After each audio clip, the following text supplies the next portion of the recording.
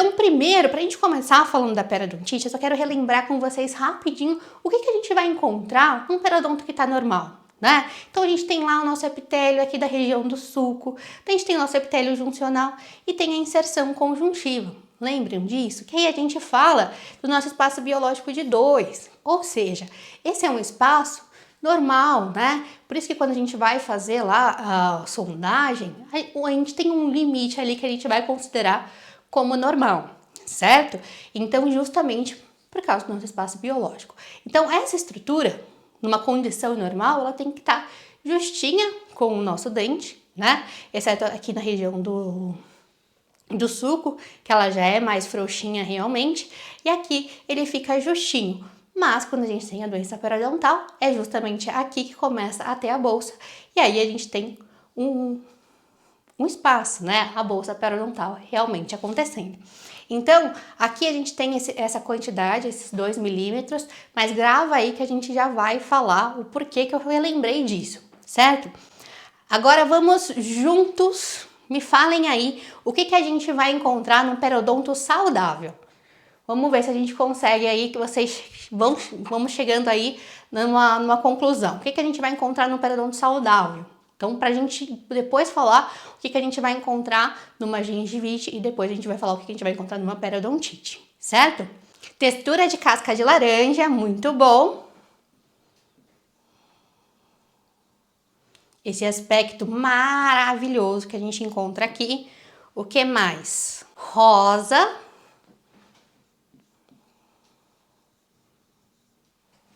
Que mais?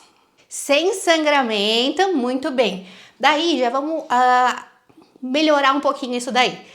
A gente não pode ter sangramento em mais que 10%, tá? Em 10%. Então tem que ser menos que 10%. Quer dizer, o sangramento só pode estar em menos que 10%. Vocês entenderam aqui o negócio, né? Então, por quê? Porque se tiver mais que isso, a gente já vai pensar em uma gengivite. Vamos ver o que mais. Sem presença de bolsa. Aqui a gente já vai melhorar um pouquinho mais essa frase, né? A gente até pode ter uma profundidade de sondagem, mas a gente vai considerar até 3 milímetros, tá? Então, a profundidade de sondagem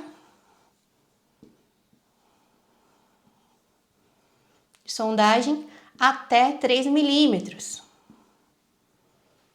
O que mais?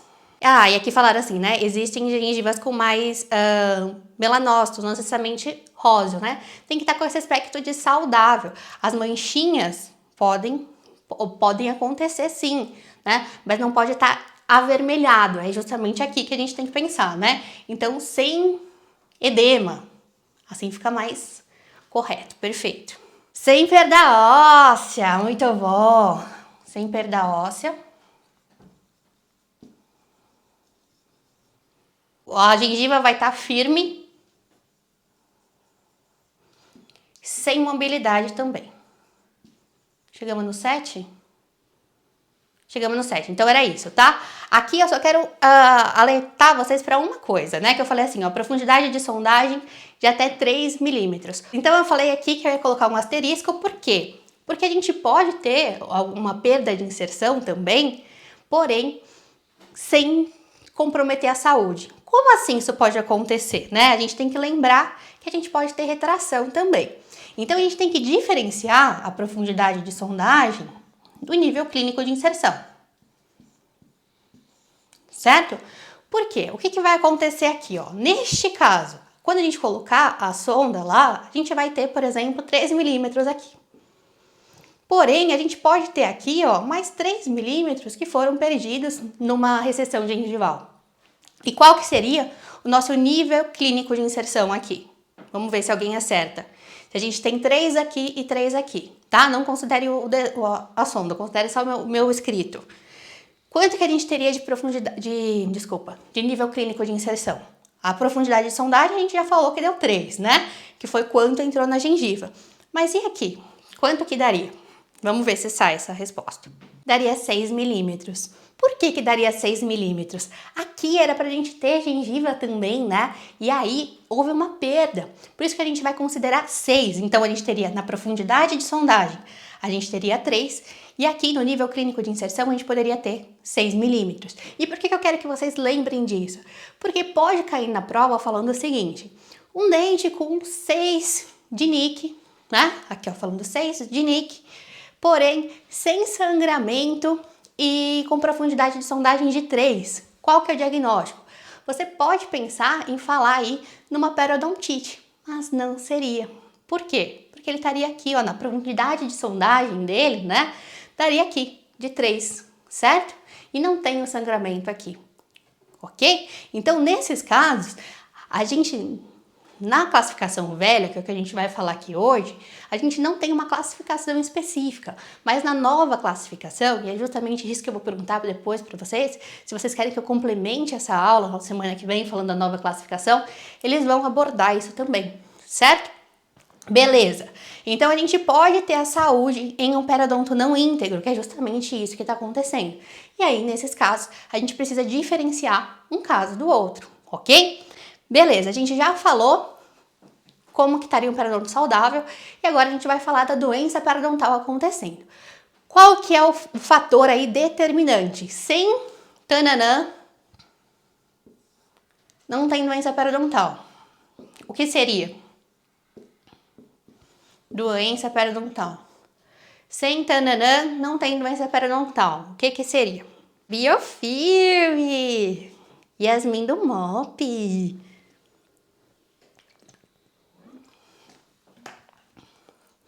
Muito bom. Sem biofilme. Então, o biofilme vai iniciar tudo isso acontecendo, né? Então, aí chega o seu paciente e fala assim: nossa, mas eu tenho um fator genético, meus pais têm doença periodontal, meu avô tinha doença periodontal, eu tenho doença periodontal.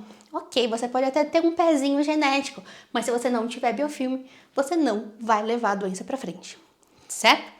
Beleza, daí acontece o acúmulo de biofilme. O biofilme, os micro-organismos ali presentes, vão começar a produzir colagenases, protease, endotoxinas e vão causar danos, certo? Daí a gente tem ativação de macrófago, esses macrófagos vão ativar aí, né, as prostaglandinas, vão ativar o fator de necrose tumoral, as interleucinas, e aí a gente vai causando. Então isso daqui, a gente está falando mais ou menos do processo da gengivite acontecendo, daquelas fases da gengivite, né? Onde a gente tem ela inicial, precoce, avançada e estabelecida. Assunto para um outro momento também. E aí a gente tem essas mudanças morfológicas e funcionais. Daí sim, depois que tudo isso acontece, a gente começa a ter a doença periodontal. E ela começa como? Ela começa justamente como uma gengivite. Por isso que é importante a gente diferenciar, certo? Então vamos lá. Ó, aqui, quando a gente fala de gengivite, os sintomas vão estar apenas na gengiva. A gente não tem um sinal ainda acontecendo no periodonto, certo? O biofilme vai iniciar ou aumentar a severidade do processo. E aqui os sinais que a gente vai encontrar: aumento do contorno, porque a gente vai ter sinais de inflamação presente, né? Então a gente vai aumentar o edema acontecendo ali, aumenta o contorno, mudança de coloração, que era justamente o que a gente estava falando, né? A gente não tem aquele avermelhado, aquele eritema presente. Elevação da temperatura, tem sangramento espontâneo ou estimulado e tem um aumento do fluido gengival. Aqui, já quero pegar vocês mais uma vez aqui. Qual que é a diferença da gengivite para periodontite? O que que a gente tem? O que que não estar aqui, mas a gente vai encontrar na periodontite? Duas coisas. O que que tem que tá faltando aqui, mas a gente vai encontrar na periodontite? Isso é crucial, tá? Até nas questões que eu vou colocar para você depois, tem uma da CESP. Então, assim, questão difícil, que apenas com esse ponto você já consegue acertar a questão. Perda de inserção e perda óssea.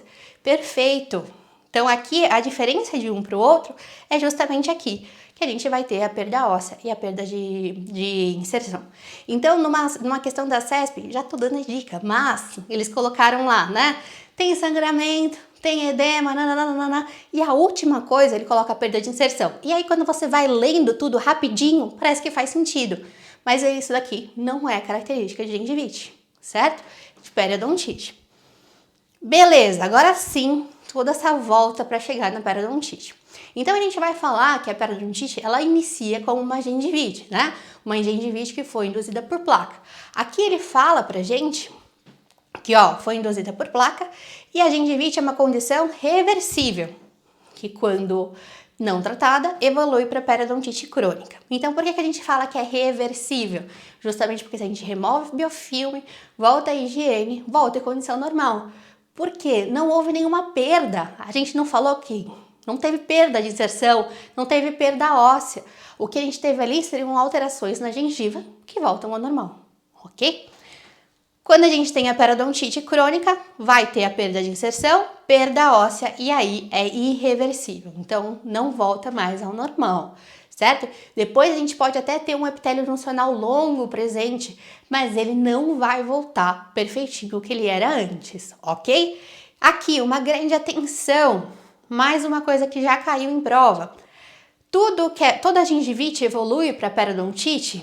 Não, tá? Então, não é sempre que evolui. Então, não é marcado, né? Você vê um paciente com gengivite e fala assim, nossa, tá afindado a ter periodontite. Não, não é isso.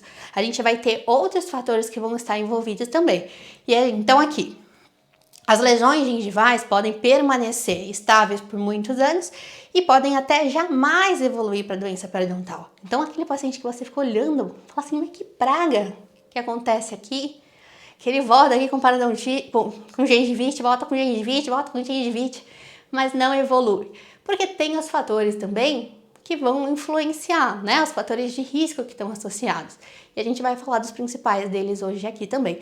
Então, esses outros fatores que vão determinar se ela vai progredir ou não. Então, tem gente aí que tem uma susceptibilidade menor. O sistema dele, imune, funciona de uma forma melhor. Então, aqui, a bactéria induz a gengivite, mas o grau de resposta do hospedeiro, a susceptibilidade, que determina se vai ocorrer ou não a periodontite crônica. Dois outros pontos importantes. Tudo bem até aqui? Qualquer coisa vai perguntando aqui que eu vou olhando. Ó, dois outros pontos importantes. Essa periodontite ela é muito mais comum da gente ter em paciente adulto, né? Então, ao longo da vida, a exposição fica maior. Então, vamos comparar aí. Comparar a quantidade de biofilme que eu já tive para um bebê aí de 3 anos. Eu tive muito mais biofilme. Tive muito mais agressão na minha gengiva. E aí, se a gente comparar com algum outro idoso de 60 anos, quem teve mais exposição? O idoso de 60 anos, certo? Faz sentido isso? E outro ponto importante, aqui a progressão ela é lenta a moderada. Por que é importante a gente lembrar disso? Para a gente diferenciar de uma periodontite agressiva, por exemplo. Então, se na prova falou assim, a perda foi muito rápida, né? O paciente nem conseguiu ver em quanto tempo aconteceu e já estava com toda aquela perda de inserção. Daí você tem que desconfiar. Tem outras características também, né? Mas você começa a desconfiar de uma outra opção de diagnóstico. O que a gente vai encontrar, então, nessas características? Se você decora o que a gente vai ter na gengivite, fica muito fácil, que aí é só você complementar aqui. Então, a gente já falou que tem alteração de cor, de textura e de volume na gengiva, igual a gente teria na gengivite. Tem sangramento, isso igual a gente tem na gengivite. Tem redução da resistência, agora é um pouquinho diferente, porque justamente essa redução da resistência vai fazer a formação de bolsa, vai aumentar a profundidade de sondagem. Aqui a gente tem mais que 3 milímetros, certo? Perda de nível de inserção, então aqui a gente tem aquela alteração no NIC que a gente já falou. Pode ter recessão da margem gengival, então pode ir fazendo com que a raiz do paciente comece a aparecer, né? Pode ter perda de osso, pode aparecer tanto no raio-x, né? Ou você pode ver que aquela gengiva reduziu tanto que você pensa o osso ali foi embora também, né? Se a gente vê um dentinho dessa forma aqui, a gente sabe que um pouquinho de osso foi embora também. Pode ter exposição de furca, pode levar ao aumento da mobilidade, já que a gente perdeu esse suporte, né? Essa fixação que o ligamento periodontal estava oferecendo, e pode evoluir para uma esfoliação. Isso pode evoluir tanto que o dente pode simplesmente cair daí, né? Ficar incompatível com a função. Agora, a classificação. Como que a gente pode classificar isso? Hoje a gente vai falar da classificação velha. Ela ainda cai em concurso, tá? E aí, se vocês quiserem falar depois da classificação nova, a gente faz mais uma live só para falar dela. Que aí merece um dia que vocês já estejam aí todos alinhados sobre a periodontite e a gente já vai de cabeça para ela.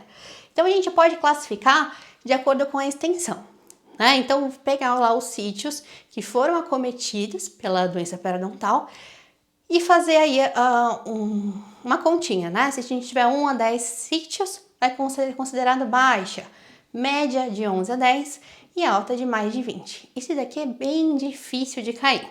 Geralmente, como que a gente vai classificar de acordo com os sítios? Basicamente, se vai ser localizada ou generalizada. Contou a quantidade de sítios lá, deu menos que 30%, a gente vai colocar aqui, no localizada. Grava isso que é bem importante para a prova.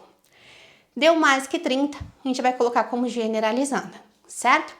E aí, outro ponto importante é a gente pensar na gravidade, né? Então aqui, a gravidade, quanto que tá acontecendo ali, quanto que teve de perda realmente?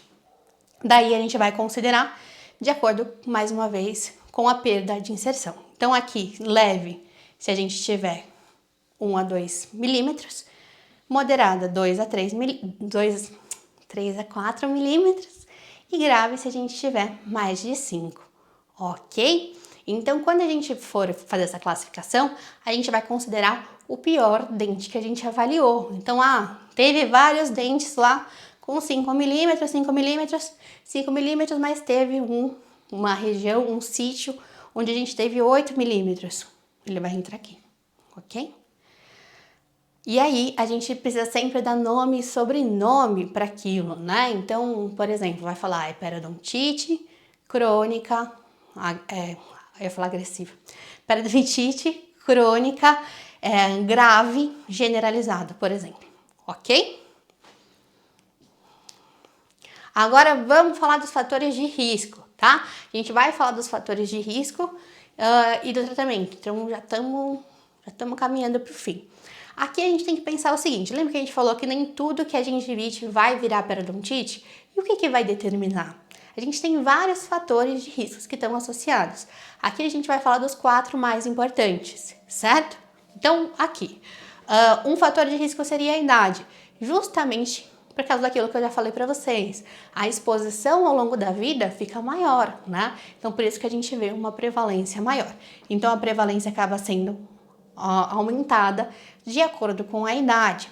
E aí ele fala que justamente isso acontece porque os efeitos acabam sendo cumulativos, como se a gente fosse somando, né? Cada porradinha que a nossa gengiva, o nosso periodonto vai recebendo ao longo da vida. Então aqui, ao longo da vida, como depósito de placa e cálculo, aumento de locais capazes de abrigar tais depósitos, então aumento de locais onde acaba acumulando biofilme de fato, experiências de perda óssea e perda de inserção, e isso que vai acabar explicando esse aumento dessa prevalência, certo? Então, justamente por causa desse acúmulo de fatores que vão acontecendo. Outro fator que vai estar associado é o estresse.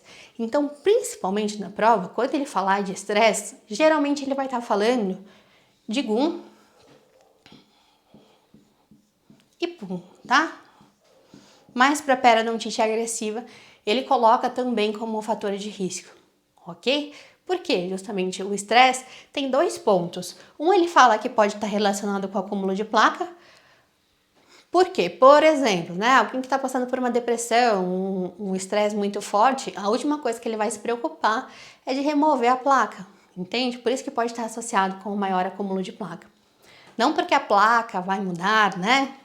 E aqui ele fala que a associação entre o estresse e a doença é forte para doenças infecciosas, inflamatórias, e a cicatrização também fica comprometida. Então, por isso que a doença periodontal como um todo vai ser afetada também, ok? Certo? Qualquer coisa vai mudando aí, se tiver dúvida. Ainda é incerto se a susceptibilidade e ou a resistência ao estresse, alterações na resposta inflamatória da gengiva frente a um novo acúmulo de placa. Eles ainda não têm certeza quanto a esse ponto. E aqui ele fala que o estresse é um imunossupressor. Então acaba que a resposta fica derrubada, né? Fica menor justamente quando está com algum estresse envolvido. E agora a gente vai falar dos dois principais, tá? Da diabetes e o tabagismo. Esses são os dois principais. E aí um esquema para ficar bem facinho de você lembrar é que na diabetes, o que vai acontecer? Tudo que ajudaria a gengiva, então tudo que seria bom, ele vai diminuir. E tudo que é ruim, ele aumenta. Olha que maravilha, né? Então é bem pegar o cara no precipício e dar um chute, né? Então é bem essa ajuda que a diabetes dá para a doença periodontal. Então tudo que seria bom, ele diminui, tudo que é ruim, ele aumenta. Então aqui, ele está associado à hiperglicemia. O problema é a diabetes em si? Não, o problema é a hiperglicemia. Então se a gente tem um paciente controlado, a gente não tem esses fatores acontecendo, ok? Isso só vai acontecer no paciente que tem um mau controle, só quando ele está maior parte do tempo aí em hiperglicemia, ok? Então aqui a gente vai pensar em não controlado. Beleza. Aqui, os neutrófilos, eles acabam reduzindo, dessa forma tem uma maior destruição. Mediadores inflamatórios, eles vão acabar aumentando aí a resposta. Então, seria pior. Então, tudo que é pior, ele aumenta. Então, aumenta mediadores inflamatórios. Assim, a gente tem mais fatores de necrose tumoral, tem mais interleucina, tem mais estresse oxidativo. A inflamação gengival, que também o melhor seria a gente tentar reduzir, né? Ela vai piorar também. Algo ruim a gente piora. O colágeno, se a gente tivesse uma produção de colágeno a mais, a reparação seria boa. Você concorda? Então, assim, se a gente tivesse mais colágeno, seria bom. Então, se é algo bom, ele diminui. Então, vai diminuir colágeno. E aqui ainda, a atividade de destruir o colágeno, que aí agora é uma coisa ruim, ele vai e aumenta, certo? Assim fica muito fácil de lembrar. Tem essa resposta hiperinflamatória das células do epitélio. O reparo ósseo é limitado, então o reparo que seria bom, mais uma vez ele diminui. E aqui ele fala então que a gente vai ter sinais mais acentuados. Então a inflamação gengival vai acontecer de uma forma mais acentuada, a formação de bolsa ela acontece mais rápida e a perda de inserção, perda de osso e perda do dente acontece de uma forma mais acentuada também. Então, o fato de o paciente estar em hiperglicemia aí pode ser um fator de risco maior para ele perder o dente. Fez sentido? Então, é só lembrar que tudo que tá de ruim, ele aumenta e tudo que tá de bom, ele diminui. Fica muito fácil. E o principal fator aqui é o neutrófilo, tá? O principal. E aqui o estresse oxidativo. São os dois principais que a gente vai encontrar aqui. Ainda na diabetes, ele fala assim, ó, que em diabéticos controlados, eles respondem de uma forma adequada. Então, se você fizer o tratamento periodontal, ele tende a responder de uma forma adequada. Mas, quando ele está com controle glicêmico ruim, a resposta pode ser ruim também. Então, por exemplo, você está fazendo um tratamento periodontal em algum paciente diabético. E aí você raspa lá, faz terapia periodontal naquele paciente, faz a raspagem sub e ele volta e ainda não teve melhora. O que pode estar acontecendo? O controle glicêmico dele pode não estar ok? Dessa forma você não tem uma previsibilidade boa nesse paciente. E agora o tabagismo. Veja, uma coisa que a gente não falou lá na diabetes é de alterar a microbiota. Isso não é um consenso, tá? Então, às vezes cai numa prova falando disso, mas segundo Carranza, né? A gente não tem isso consolidado, tá? Que vai trocar a microbiota. Aqui no tabagismo a gente tem. Então a microbiota vai estar piorada. Então a gente tem mais a Agrobacter acetonomycetencomitans, né? O famoso AA. Tem mais Tannarella forsythia e tem também mais PG. Lembra assim? Que fica fácil, né? E o Tannarella aqui. O Tannarella é fácil de lembrar. Tem mais esses três caras. Se a gente tem mais essas bactérias que são barra pesada, a gente tem uma resposta pior também. A resposta inata vai ser alterada também, e a resposta imune, então a gente tem uma degradação maior. A migração de neutrófilo reduz também. Os fibroblastos, que teoricamente ajudariam aí, para a gente conseguir reparar, diminui também. Então aqui dá para lembrar que quase tudo vai ser igual a